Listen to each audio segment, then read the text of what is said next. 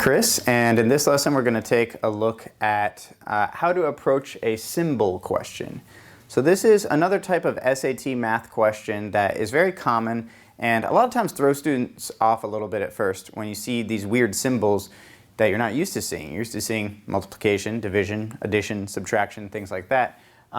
So when you see stuff like triangles, as in this case, it's a little bit unnerving to know, what am I supposed to do? How do I approach this? What do these symbols mean? And that's what we're going to take a look at here. So this question is from the official SAT study guide. You may have seen this question before. It's in Practice Test 2, Section 2, number 15. It's on page 456 of that big blue book. So if you have that nearby, feel free to open up to it and you can go ahead and work through it right there. So let's take a look at what this question says. It says, for all positive integers x, let x triangle be defined to be x minus 1 times x plus 1. Which of the following is equal to 6 triangle minus 5 triangle?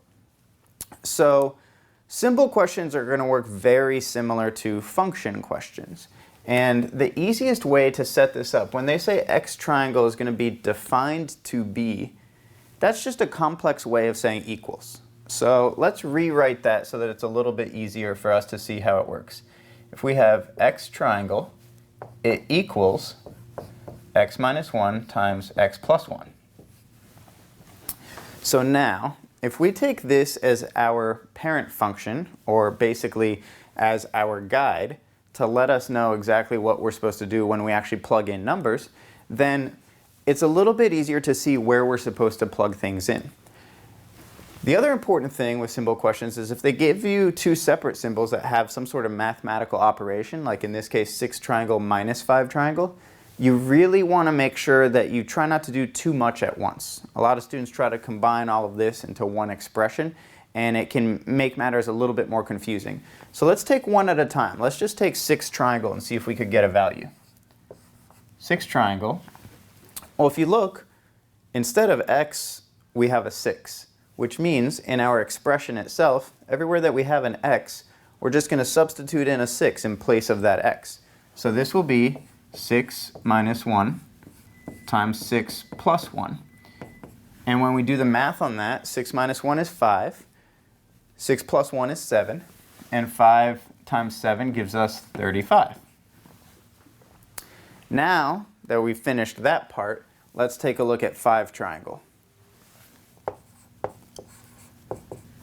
We're going to replace the x with a 5 now. So we're still using this same parent function as our guide. I'll put a box around that one up here. So everything that we plug in, we're just following along with what we see in the original. So here we're plugging in a 5 in place of each x. So this would be 5 minus 1 times 5 plus 1. 5 minus 1 is 4. 5 plus 1 is 6. 4 times 6 is 24. So we're done with that part of it. Actually, I'll erase that line for right now. So now we have to subtract 6 triangle minus 5 triangle, which mathematically means we're going to take 35 minus 24. And when we do that,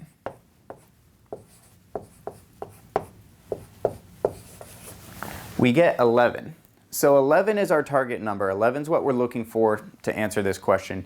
Now let's take a look at which of our answer choices would come out to be 11. So is there any answer choice that your eyes kind of gravitate towards right away? So a lot of you might have said answer choice E, because you see a 6 and a 5 there, and we say to ourselves, oh, well, 6 plus 5 is 11, so that must be it. And this is definitely the trap answer choice on this question. What we have to be careful with is that it doesn't just say 6 plus 5, it says 6 triangle plus 5 triangle. Each of these have the symbol from our original parent function in it from our guide. And so we actually have to follow that guide to see what each of these answer choices would come out to mathematically.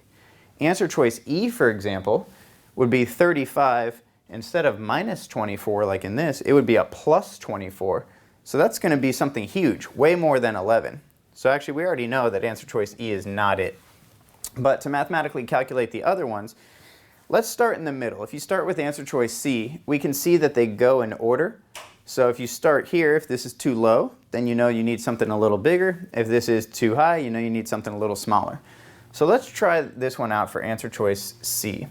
Here, they're asking about 4 triangle and 3 triangle. So I'm gonna just write those down over here, and again, just go back to my original guide and plug those values in. Let's see what we get. 4 in place of x would give us 4 minus 1 times 4 plus 1. And that's going to be 3 times 5, which is 15. Already I can see that I'm over what I'm looking for, but I'm going to go ahead and finish it out just so you can see how it's done. 3 triangle, we're plugging in a 3 in place of x, 3 minus 1 times 3 plus 1. Whoops, I wrote a 2. Let's change that into a 1. And that gives us 2 times 4, which is 8. So when we add those together, we would have 15 plus 8, which is 23.